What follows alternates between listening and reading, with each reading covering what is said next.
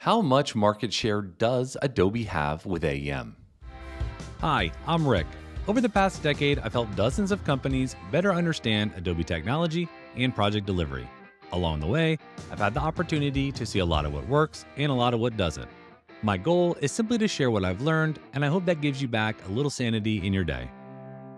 I recently came across a quote from Adobe that said Adobe Experience Cloud is used by 75% of Fortune 100 companies.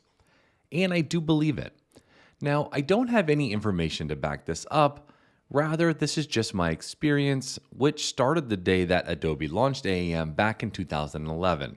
And ever since that time, I've actively played a role in helping dozens of companies realize success with AEM, so I feel like I have a pretty good understanding of the market and how it's grown over the years. But out of curiosity, I did a little digging. What I found wasn't overly surprising, but still interesting nonetheless. AEM is used in pretty much every industry, but the biggest industries seem to be pharmaceutical, health, telecommunication, consumer, and financial service companies.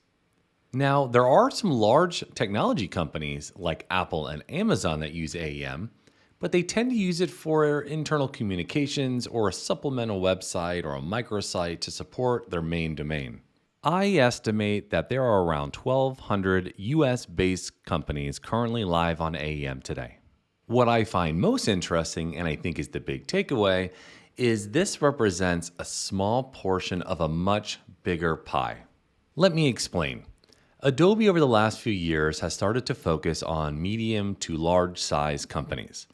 Think companies with 1,500 or so employees and a few hundred million in annual revenue, which obviously there's only so many enterprise companies to sell to, which completely makes sense. You also see that this is evident over the last few years as Adobe's strategy to move AEM to the cloud, which they call AEM as a cloud service. And with the latest acquisitions of Marketo, more importantly, Magento, since both products have a pretty solid footprint in those mid to large markets. And given that footprint, it just makes sense that Adobe is going to have a much easier time getting broader adoption for AEM as a cloud service and their other enterprise products. Lastly, Adobe changed its licensing from a cost per instance, so think AEM running on an individual server, to a usage-based model supported by Adobe Managed Services and ultimately AEM as a cloud service.